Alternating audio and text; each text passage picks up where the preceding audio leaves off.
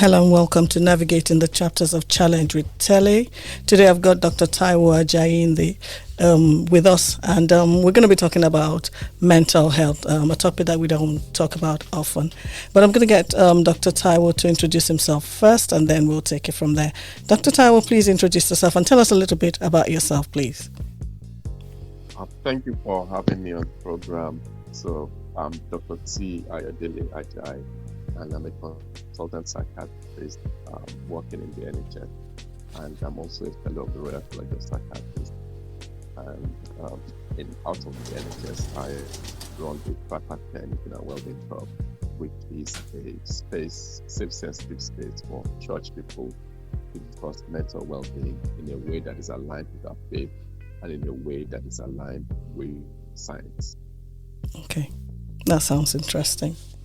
And I just wanted us to start by talking about mental health itself. What exactly is mental health? What can we classify as mental health? Because these days you hear people talk about everything and they go, oh, mental health, mental health, mental health. It seems like it's now the fad. But what exactly can be classified as mental health?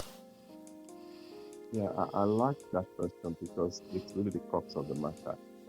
Because the reality, as you say, is that everybody talks about mental health these days, and mental health means several things to several people.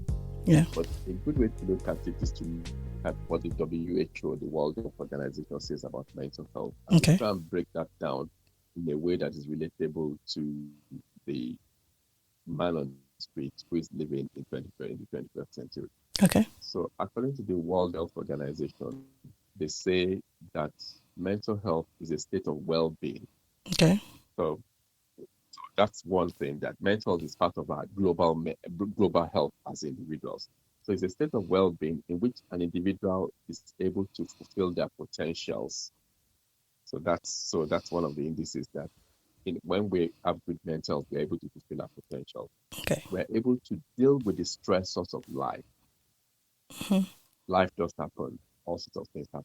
Yeah. And part of our mental health is to be able to deal with that and to be able to work productively and to then also be able to contribute to community. Okay. So those are the key things we look at when you are looking at mental health. Really. Okay. So to be able to fulfill your potential, really. Yeah. Yeah. Deal with stresses of life. And also be able to contribute to community. Mm. But then why is there a stigma associated with mental health? Because once you mention mental health, people are like, what's that? Why is there that stigma? Very brilliant question. Because the reality is that all of the things I've just described now are positive things. And the way it's out of the fact that people are also knowledgeable about mental. We are very aware of our physical health. Okay. If, for instance, somebody says that they've had a fracture, we know that they've broken a bone. If somebody says that they've had a heart attack, we know that their heart, the blood vessels in their heart has had a problem. Yeah. If somebody says they've had a stroke, we know it's something to do with their brains. Mm-hmm. But when people say they have a mental problem like depression or anxiety or even psychosis, people begin to wonder, where is that? We can't see it. Mm-hmm. So really, that's part of the problems. That mental health is not necessarily a bad thing. Okay. There's good mental health and there's poor mental health. Yeah. So the stigma, addressing your question, actually comes from a lot of ignorance and a lot of myth that people have about mental health and mental well-being. Yeah. We already have a preconceived idea, a preconceived notion that sadly has been festered in the past by bad press. Yeah. But thankfully that's changing now. Yeah, that's changing. Okay. But then in the church, we don't talk about mental health. The church kind of hides under, I don't know if it's fear, or I don't know exactly what it could be, but we just don't talk about it. Why? Why don't we talk about it? I differ a bit on that opinion. And Okay. I'll tell you why. Because I don't hear about it in church. Yeah, that's interesting. And I'll tell you why. The reason I'll tell you why is because I'm looking at a longitudinal view. Okay. So the first time I ever spoke to a church community ever about mental health was 22 years ago. Wow. Okay. And over the time, I've been engaging with churches, engaging with Christian organizations, charities, And what I've seen is that COVID lockdown was a tipping point. Okay. Up until then, church leaders, pastors, deacons, board of elders were not so embracing. There were a few outliers who were really embracing, who were forward thinking about mental health and mental well-being. Mm. However, when COVID hit, and it's almost like it was a wake-up call, Yeah. and ever since then, I think things are changing. It's still not common practice. More and more, I'm getting to see that. I think we are beginning to see in church that mental health is part of our well-being. Just like we have physical well-being, we have spiritual well-being, we also Yeah. have emotional well-being. And Yeah. that's part of the things we need to talk about. So things we are not where we need to be, Yeah. but we are way, way ahead of where we were 22 years ago when I got involved. Okay. But okay, when you say it's changing, in what ways is it changing in the church? Give me practical examples, because I personally have not seen. Absolutely. Yeah, thank you for asking that because for instance, the reality is that there is hardly any week, the last 3 years, there's hardly any week or 2 weeks in a row that I either don't speak to a church leader or speak to or actually be on a Zoom call or physically go into a church building to in between all of those to talk about mental health. Okay. So looking at my diary, I feel that things have changed compared to what it was like before. We're, like I said, we're not where we need to be yet. There's still a lot of work to be done. Yeah. There are still people who are very traditional about our view of mental health. Yeah. But I think things are changing. It's going to take time for that to really impact everyone. But Everyone. I'm hopeful. I live in hope. Okay. We should live in hope. So when you go for those kind of meetings, or when you talk to them on Zoom, what kind of topics come up? Is it things like anxiety, depression, stuff like that? Do they come up in those discussions, or what exactly So, do you talk about? so we will usually talk about what is mental health.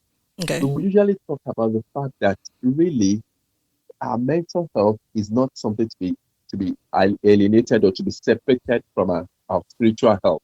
Okay. Because it's because we see things in silos. We think, oh, it's mental health, so it's got nothing to do with their spiritual well-being. Yeah. But that's not what scripture says. I mean, I'm not sure how much you want us to go into that. But I don't really, mind. there are two This is scriptures a that Christian yeah, program, so would love brilliant. scriptures. Good. So we're on the same page on that. Yes. Now there are two scriptures that I usually quote. One of them is 1 Thessalonians 5:23, which talks about the fact that may God preserve you wholly, spirit, soul, and body Yeah. unto the coming of our Lord Jesus Christ. So Yeah. spirit, soul, and body unto the coming of our Lord Jesus Christ. Yeah. And then there's 3 John 2. I wish above all things that you prosper and be in good health, even as your soul prospers. Prosperous, yeah. Those two scriptures refer to the fact that it refers to the soul, which is part of our total being. Mm. And if the Apostle Paul was concerned about the Thessalonians that they should be preserved spirit, soul, and body. Mm-hmm. So he was concerned about their spirit, he was concerned about their body, but also concerned about their souls. Yeah.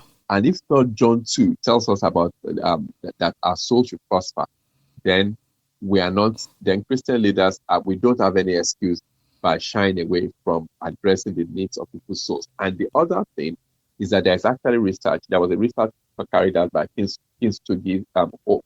It's a Christian organization that looks spotlight mental health and mental well-being in the church. Yeah. What they actually found is that a lot of church people, I think it was over 50% of church people who said that they interviewed, they said that they've actually encountered mental problems in their lives, but the thing they find challenging is that church leaders never address the issue. They never talk about it, and so they feel their total needs are not being met. Yeah.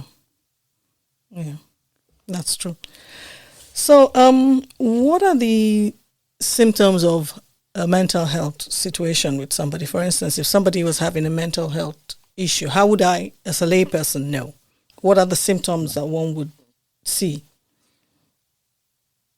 In terms of, like I said earlier, that when somebody has a physical problem, we look at where the physical problem is. We look at the heart, we look at the brain, we look at the legs, muscles. We know when somebody says they have a thyroid problem, for instance, we know that it's right in front of their neck. Yeah.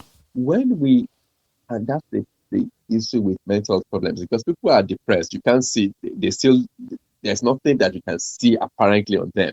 Their legs still look normal, their head looks normal, everything about, so you are, and that's where the problem is. So where do we look? There are three areas to look when we are looking for mental problems. Okay. And those are where the symptoms manifest. The first thing is the area of thinking. Okay. The second is the area of feeling or emotion. And the third is the area of behavior. Okay. So those are the areas to really look out for. So there are common things that are pervasive, that sort of commonly occur when there are mental problems. One of them is that there'll be distortion in thinking, and that includes anxiety, depression. All of them have an association, psychosis, any form of mental problem, as mainly as some distortion in the way of thinking. For instance, depression, there'll be feelings of hopelessness, worthlessness, helplessness. It's almost like the life becomes so difficult that everything, every challenge becomes unsurmountable in Yeah. the mind. Yeah. But in terms of emotions, there will be sadness, and for instance, for depression, there is a classical way the sadness occurs. It's not the normal type of sadness that people have after they've missed that they've not got a job interview or they've had some sadness. It's an unremitting sadness. It's just there and it doesn't shift. Okay. What tends to happen is people feel sad first thing in the morning, and they feel, rather than when you wake up and you say, "Oh, thank God it's another day," they say, "Oh God, it's another day," Oh dear. because life. You just get out of bed and you think, "Oh wow, how have I got to face another day?" And as the day wears on, that person begins to feel that maybe it's doable. Their mood lifts, and but come tomorrow again is the same repeated pattern. When that has persisted for 2 weeks, then that person has symptoms that are sufficient enough to qualify for depression. The other things would be low energy for Okay. no apparent reason. But you are not exhausted. You just feel low on energy.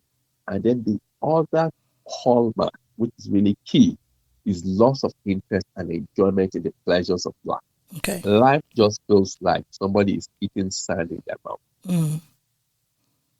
Just life loses all its luster, loses all its meaning, it loses all its. It's just like the person who is a die-hard football addict, the person who likes to listen to worship music, the person who enjoys fellowshipping with people. They just lose interest in all of those things. The grandmother whose life is her grandchildren cannot just stand the noise of children running around their house because they are different. Okay. But this thing, depression, a lot of people who say they're depressed. So from what you've just said now, it's only if that situation that you've described has gone on for a long period of time that we can then classify it as depression. Is that that's my understanding? Am I right in that? Yes. So before you can say that somebody is depressed, their symptoms must have persisted for 2 weeks, and they must have at least 1, 2, or 3 of these core symptoms. Okay. In terms of that type of low mood, where when they wake up in the morning, their mood is so low, but as the day wears on, their mood becomes better. Low energy, which is not associated with exhaustion of any form, and then lack of interest in life. The other things that would then go with it will be poor sleep. There's what we call early morning awakening, where people wake up first thing in the day, where people wake up 2 hours earlier than they usually wake up, and they can't go to sleep again. Not because they want to catch up on some work they need to do, and that persists all of the time. Yeah, their sleep becomes disturbed, appetite goes. Sometimes people lose weight. People lose all their interest in other activities of life. They could go off their marital responsibilities. They could poor concentration, poor motivation, and the thinking pattern of helplessness, hopelessness, and worthlessness. They just feel life is bleak. People describe it as going through a dark tunnel without light at the end of the other tunnel. And the other thing to note, very importantly, is that depression is a medical condition. Okay. Sometimes in church I hear people say, "Pull up your socks, just get Yes. over it, Yes. Get on just with it. trust God, just get on with it, It pull is yourself well. together." But the reality is that if somebody came to church and they said, "Oh, they've just been diagnosed," I mean, this thing happened, they've just been diagnosed with diabetes, we are not going to say get on with it. We are going to encourage them to look at their dietary needs, to make sure that they don't eat the things that they shouldn't be eating, We are going to encourage them to take their medication, but whilst they are still praying, I mean, I absolutely believe in the power of prayers. So Yeah. I want to be balanced there. I Yes, believe that God touches men. I believe that God transforms men. it But I does. also believe um, that He also sometimes uses medicine to make our lives better, and medical science to make our lives better. Yeah. Yeah.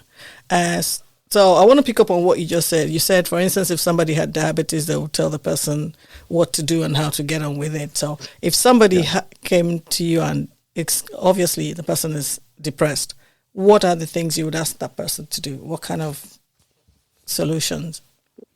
that's a very brilliant question. The first instance is um, one, I would want to speak to them and find out a lot about their own life.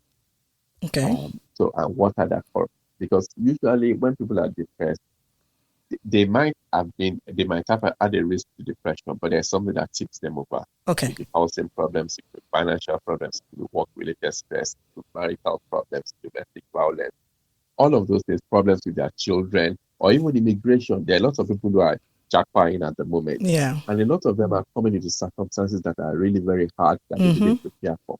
Yeah. And I'm already beginning to hear about people who are becoming depressed or having mental problems because Yeah. what they anticipated when they were living their own country is different. So what am I going to tell them? Mm. So in the first instance, we want to look at their lifestyle and see what are the things that we can do differently. Okay. Uh, that's one. We want to try and introduce structured activities. For instance, exercise is one of them. Yeah. Exercise is very, very important.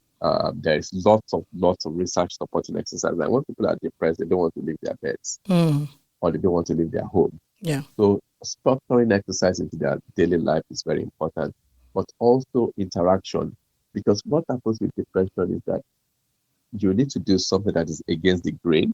Yeah. Um, it's not natural. You wouldn't naturally want to go out, but when you go out, you find out that socializing does help. Mm. So that's that. I would also encourage them to look at their diets because that's also very important in terms of we do know that high calorie diet is not good for any mental condition. Okay. So we are looking at a very balanced diet. Yes, the impact of diet on mental well-being it's fairly new, but it's a growing area of interest where people are actually saying now that one of the ways to manage your mood is to manage your diet.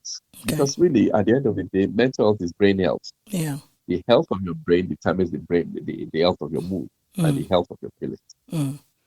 Okay. And of course, the other thing I would also teach them, which is important, is to be conscious about the things they dwell on and then they meditate on. Okay. When the scripture says in Romans 12, 1 to 2, and that as a man, Romans 1, 12 to 2, that we should be transformed by the renewing of our mind. And the Bible also says that whatsoever things, in Philippians 4, 8, whatsoever things are true, whatsoever things are pure, whatsoever things are lovely and of good report, think on these things. Mm. Science is now bearing that out, that actually that is very important. Mm. The things we think about, the things we dwell on. Yeah. Mm. Okay. So you also said something now that I found quite interesting. You said high carbohydrate diet is not good for So, mental health.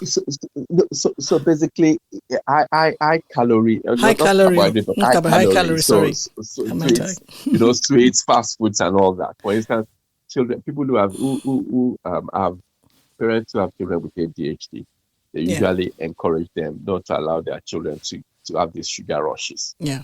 because sugar rushes will be they become more hyperactive. So really, a diet that is high in fiber, that is high in that is balanced in protein, um, that is high in vegetables and fruits is more favorable towards something like the Mediterranean diet, for instance, is more favorable towards um, like a Health. healthy mental well-being. But I find that really strange because you find when a lot of people, when they're down, they go to the shop and they buy a pack of chocolate and they eat Yeah, it and they're yeah. happy. So, For how long though? so I wouldn't have thought that I mean, that helps, makes you happy, doesn't it? So it should Yeah, improve your mood. for a short period, Okay. Just for a for a short very short period. period, for Okay. a very very short period.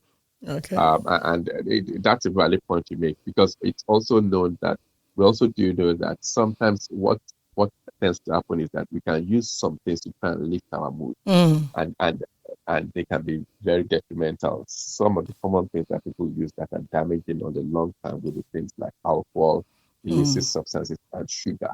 mm, It is actually true that when people are depressed or when we are not in the right place in that mood, there's something in us that wants to quickly lift that mood. And so sugar craving is part of the thing. yeah, When people are stressed, particularly, they turn to sugar yeah, or very high calorie diet, which is not particularly helpful. helpful. Okay. So, I want to go back to this depression thing again. Just bear with me because it seems like it's something that's just on my heart. I was listening to a story today of an artist, a gospel artist, and she was saying that there was a period she was going through, this dark period in her life, and she would go out there, minister to people, and everybody would be excited and happy, and they'll be blessed. And she'd go back to her room, and she would Mm. hide under the covers for days, and then in within a matter of days, she's out again, and she's looking very bright and excited, and but nobody knew what was going on with her. For Mm. somebody like that, how would you help that person? Because it kind of seems like it was a cycle. She was going through a cycle of 1 minute she's really excited and happy to be out there leading people in worship, and then she goes back into her own room and she's crying for days. And so for somebody going through that kind of situation, what would you say? How would you help that person? I'm happy you asked that question because it's opening up a really very important conversation. And that's the assumption that we make as society because somebody looks like they're high profile Yeah. and they're on top of their game that they don't have mental problems. Mm. So that's really very key. Yeah. In terms of how to help that person, the challenge is that that's why we need to, as society, as community, as church, be more interested in deeper relationships with the people who are in our lives. Hmm. It's important for us to have confiding relationships, people that we can really tell, one, two, three people in your life that when it comes to the crunch, you can really tell the way it feels to you, Mm. the way really down. There must be people in our lives. We can't have 10 people like that. No. If we have 10 people like that, then it's trouble. Yeah. But there must be at least one, two, or three people that we can really say to them the way it Mm. feels, and we can also trust that they will not betray our confidence. Yeah. So, in terms of how can you help that type of person, we cannot help that type of person until we know what's going on for them. Okay.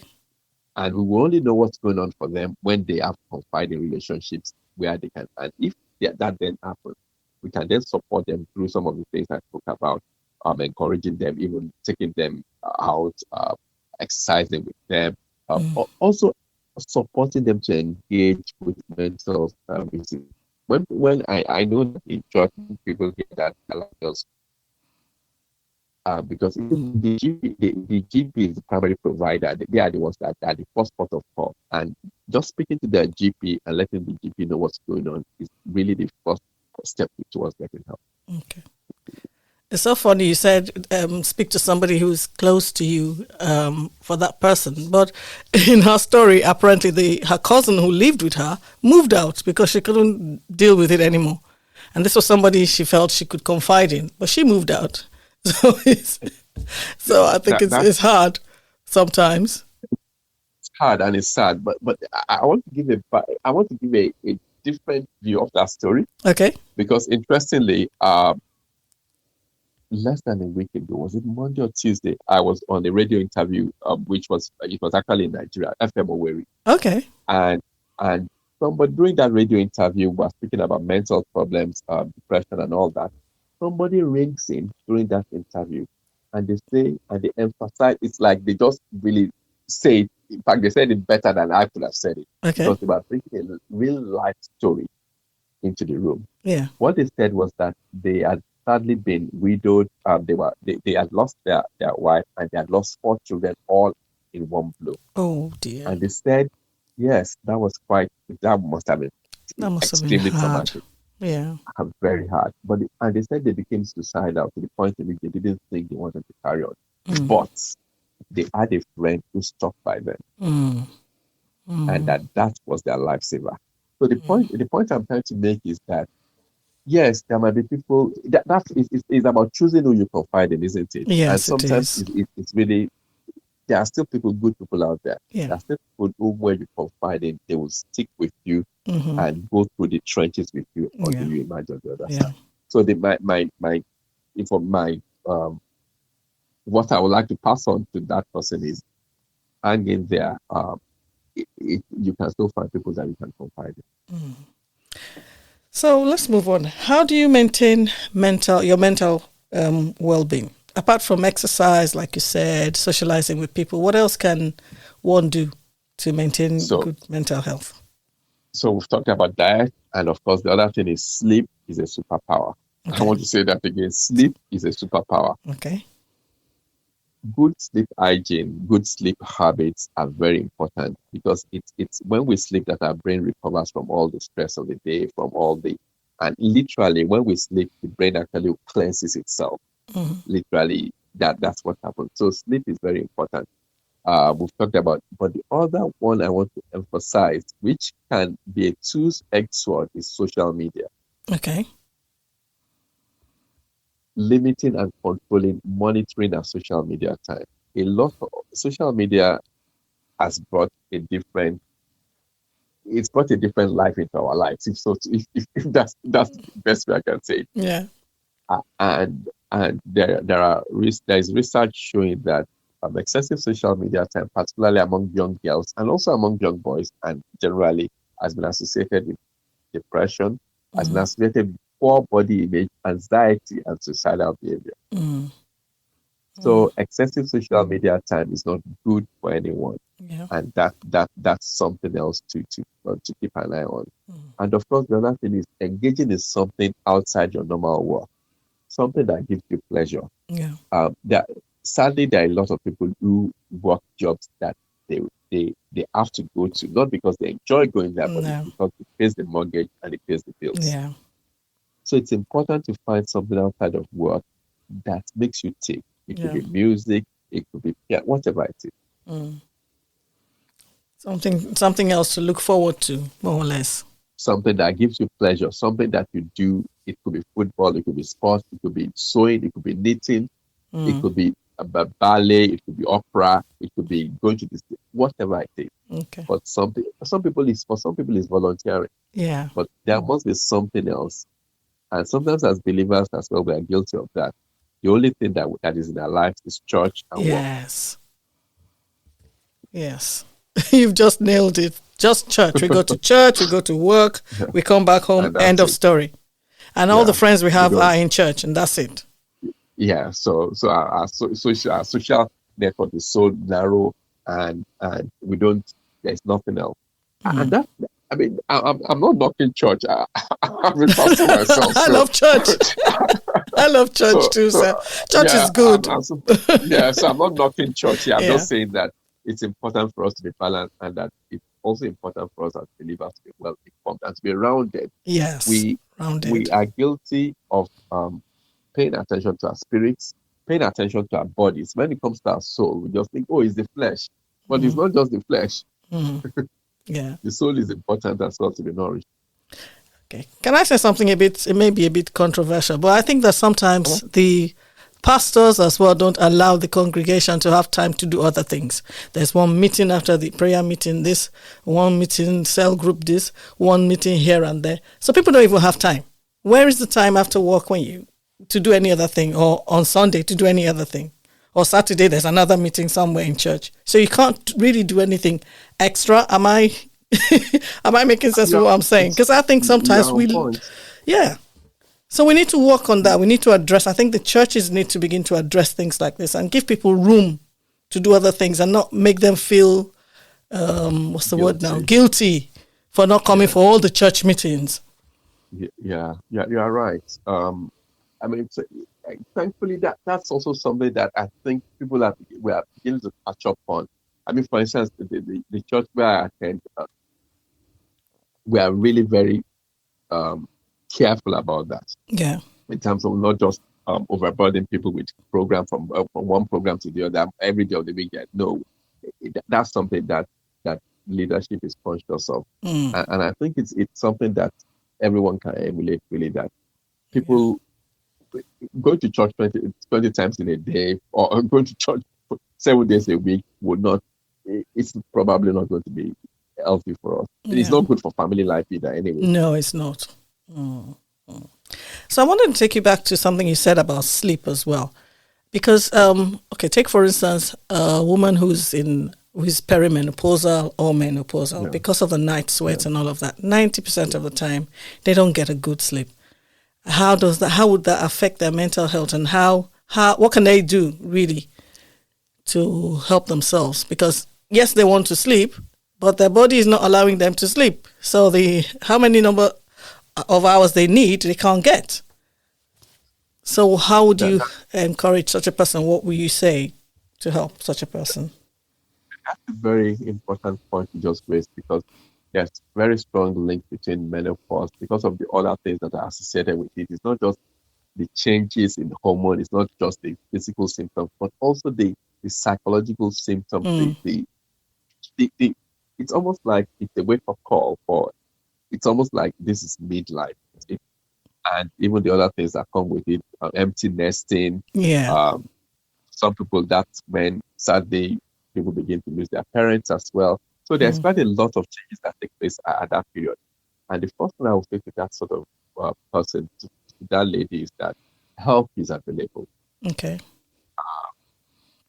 It's important to seek help to start with from the general practitioner, because really some people are, I know that African women, black women, the stereotype of the black woman is that she's a tough person who can Yeah. crack anything. And so society has put a lot of or a lot of women into a box where they feel that they've always got to be strong Yes. and to keep plodding on, when in actual sense they're self-available. Mm, So I think it's important to engage with the GP and discuss those things. It's okay to take a charity if the quality of life is so compromised. yeah. Hormone replacement therapy, Therapy. and Yeah. there are quite a number of other things to think about. Okay. So the point there is the short answer to that question will be, please seek help. Seek help. Yeah. Yeah. And okay. So let's go on to mental health and men. A lot of men don't. Now we are Yeah. talking about the elephant in the room. Yes, the elephant in the room. Men, especially African men, because those are the ones I'm Tell me more about used it. to, don't talk about their health. They don't even talk No, about their health, general health in the first place, let alone their no. mental health. How do we address this? Good point. Really very important issue. You know, I have a slightly different view. Okay. You, because I agree with you that men don't readily open up about our mental health. Yeah. But what I don't agree is that men don't talk. Okay. You know, the reality is that it's the stereotype of society that men don't talk. Okay. I have found that when the atmosphere is right, when men feel safe, Mm, be able to expose the innermost thoughts of our hearts, we mm, do. mm. And so I think the question we need to be asking in ourselves, in church, in society, in Black communities, and every community is this: how do we create safe, sensitive spaces where men feel open enough, feel comfortable and safe enough to talk their mental? I think that's the question. And so thankfully, that's also, I think I'm an optimist. I'm a very Yeah, hopeful you're very person, hopeful. It's good. and I'm a man of faith. Yeah. So I think the dial is beginning to move in the right direction. It's little micro steps, but Mm, we are beginning to see where men are coming together now. People go fishing together. People go doing physical activities together, football, um, uh, badminton, and it's really to create that sort of bonding between men where we can feel vulnerable enough. We can feel safe yet vulnerable enough to expose ourselves in that regard. And when I talk about mental health and men, because actually, interestingly, that this the video I've done on my YouTube channel, Papa Care. I've okay. actually done it. Yeah, I've done a video on how to encourage men in your life to talk about their mental well-being. Okay. It's it would be have been uploaded within, I think it was November, like November or October 2023 that I did that. And Mm. I'll just quickly go through those principles now. So if you want to create a safe space for another man, if it's one man to the other to talk about their mental well-being, there are things you need to think about. One of them is authenticity. I Okay. call it the ABCD. Authenticity. A lot of people worry about, I'm not a mental health professional. I don't have mental health first aid. I don't. I'm not a counselor. I'm not a pastor. So because of that, I'm not going to be professionally suited to be the one to talk to somebody about mental health. But the reality is that that's not what a man is looking for. A man is looking for another man or another person, another human being who is genuine, who is interested and is not judgmental. Mm. Somebody who can just listen to you and say, I feel your pain. Yeah. I might not know exactly the way it is. They are not looking for professional. It's not about the degree. It's about Mm. the humaneness of that person. So Mm. that's one authenticity. And that's what we need to bring to that conversation. Mm. Because unfortunately, men we are solution givers. Mm. As soon as that other man opens his mouth, you are already giving him 2,000 two things he can do to sort Yeah. out himself. Yeah. And that's not what he needs. Mm. So authenticity is one of them. The other one is really being to be disciplined. Yeah. And that discipline is really about, sorry, to be brave. Bravery is B is for bravery. Yeah. Bravery in two things. Brave to be able to ask the question. There have been times in my life when I've asked just to to dare to ask about mental well-being. When in actual sense, I almost nearly thought that the answer was going to be no, just don't forget, don't bother about it. Mm. But I'm glad that I did because Okay. on some of those occasions it had been a lifesaver Mm. discussion. Mm. So be brave to ask if you feel that follow your. We are men of the spirit. We have the spirit of God, and sometimes if you just feel something is not right, dare to ask. Don't Don't dare to ask. assume. Be brave. Mm. Don't assume. So be Mm. brave. And the other part of that bravery is to be brave enough to hold back yourself. One of the greatest forms of bravery is to be able to deal with our own selves. And that bravery is not to be able not to jump into conclusions and begin to give solutions to somebody who's just about to open up their mouth Mm. to express themselves. Because if as soon as they hear that, the shutters will go down again Yeah. and that person will move on. Mm. Yet they will still be sore, they will still be traumatized, they will still have all those emotions that they are wishing somebody will give them an opportunity to discuss. So that's the bravery. The third one is confidentiality. And that's something that in our communities, in our Black and church communities, we still have a lot of work to do on A that one. lot. A lot. A lot of work. Mm. A lot. Because people don't like to talk to others because they feel they become the prayer point and the gossip Absolutely. point, you know? Absolutely. And when that happens, they shut up. They just say, oh yeah. Mm. So so the way I talk about it is confidentiality, and this is when I have these conversations with men, and I do have a lot of these conversations with men, young adults, us. What I tell them is this, and that's what I feel that as a principle we should all adopt. I will not break your confidentiality, even if you are an adult or a young adult speaking to me. You will not, even if your parents was my best buddy. You are not going to hear anything. Your parents will not hear anything from me about what's going on for you.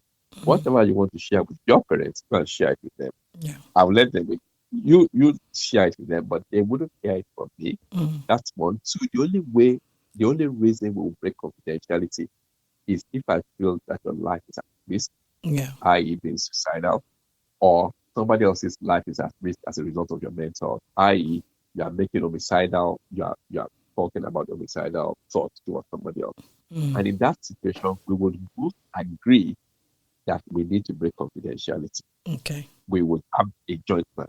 So that's the confidentiality. The part is the distraction. Mm. Distraction has to do with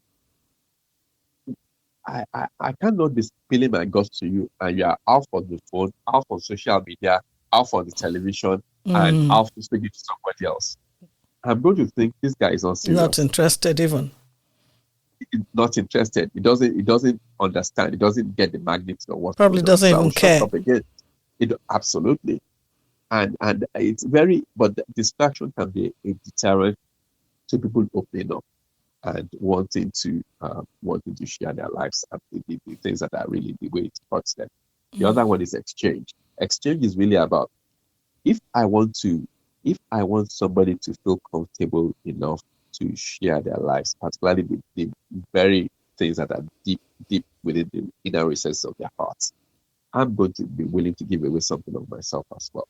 I Yeah. need to let them know that I'm human and that I'm not a superhero. Yes. Uh, because if they see you as the person who is arrived, who is everything about your life is together, I'm not saying we should share the most intricate parts of our lives, but it's important that that man is also willing to do something away. If I Yes. if I find somebody struggling with challenges, for instance, in terms of maybe their career, I will usually share the difficult career journeys that I've had.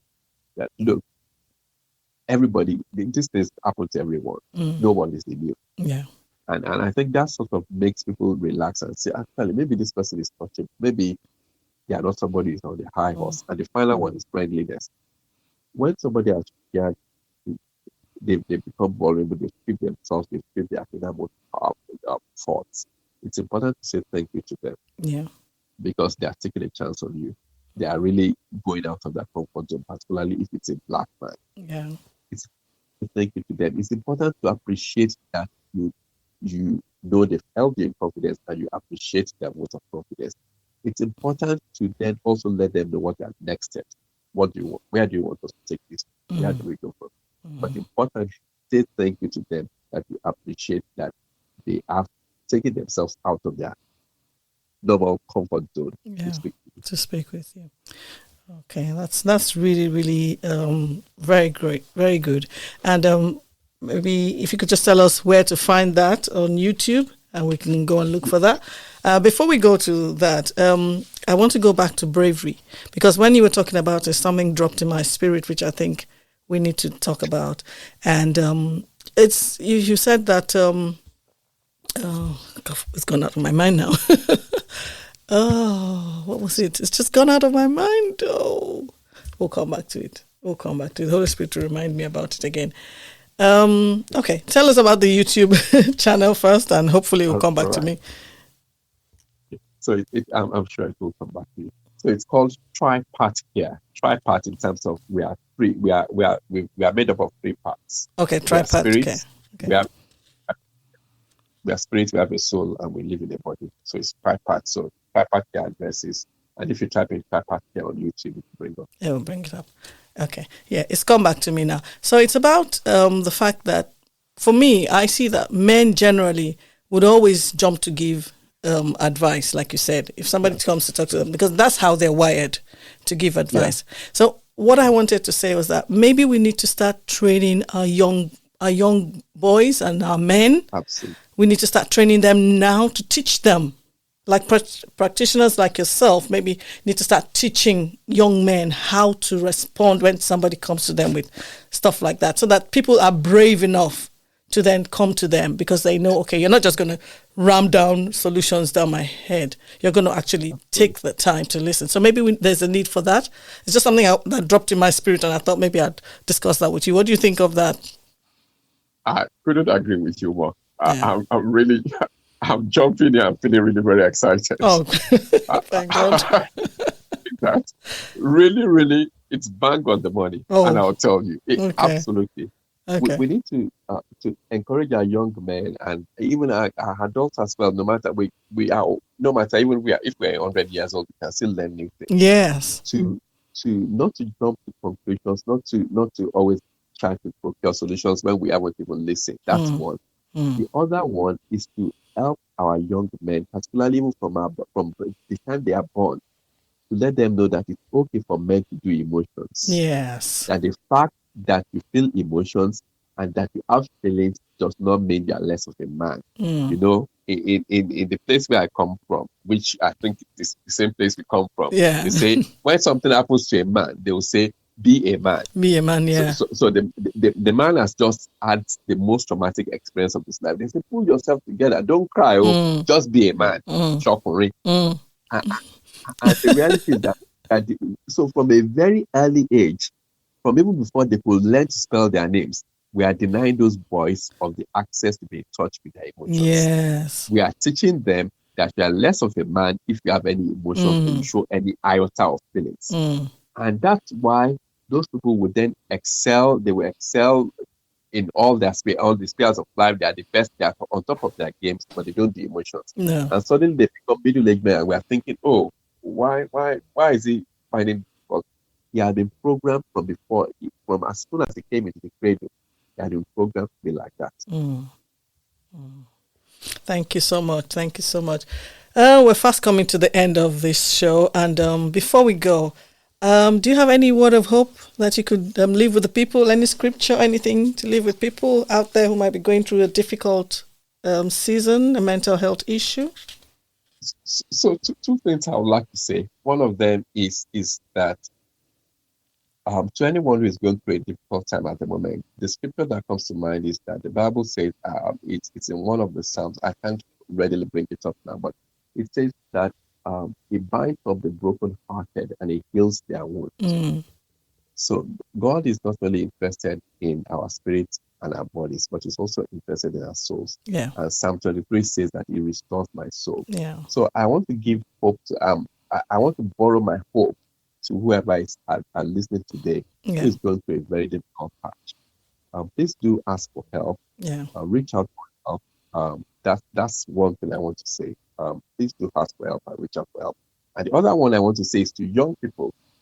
During COVID and after COVID, the government surveyed the population generally. They wanted to look at our mental well-being, and they found out that the mental well-being of young adults between the age of 18 to 35 was the most adversely affected out of all the population. And those are the people that we neglect the most. We think they are good. They are millennials. They are Gen Zs. They are earning a lot of money and they are still living at home and they are cool. But the reality is they are not. And you mentioned something earlier that we need to teach our young people, young men, what to do, how to from the very, very start. We need to teach them. And that's one of the things we do at Tripart Care. For instance, every hour, we'll be running a course for mental health course for young adults of Christian background, Christians who are young adults between the age of 18 and 35 in March. Every Thursday in March is on Zoom. We've run it 2 or 3 times. We've run it twice before, and it's always very, very well embraced. It's free. So people just need to send an email to tripartcare@gmail.com and they will register for it, and all the details will be available. And I hope that that's a blessing to somebody. tripartcare@gmail.com. Gmail.com. Yes. Tripartcare@gmail.com. And if anybody else wanted to get in touch with you, how else can they get in touch with you? Maybe they want to just have a chat with you. I think that would be it. Through tripartcare@gmail.com. As well. Just to put a caveat there that up to maybe a year or 2 ago, I used to be available to be able to speak to every single person who wanted to speak to me. The reality is that currently with the way things are in terms of my diary, the fact that I still hold a full-time NHS job, it's been pretty difficult to meet that need. But what I can do is sometimes I signpost to other people. I will usually be able to offer one support or the other. It may not be one-to-one.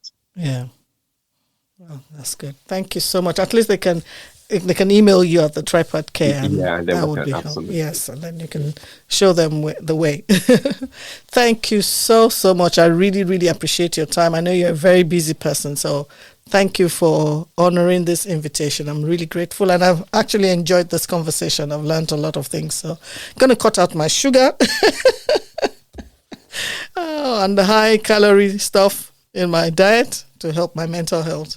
Thank you so much, Dr. Taiwo, and hopefully we'll have you on this show again sometime soon. Thank you. Thank you for having us, for having me, and thank you for opening an opportunity to speak about mental well-being. Thank you. Thank you. God bless. Thank you. God bless. It's been navigating the chapters of challenge with Telly. I hope you found that useful. I hope you've learned something, and I hope you're going to implement whatever you've learned in your life as well. And hopefully you'll be with us again sometime soon. Thank you very much, and see you soon. Thank you.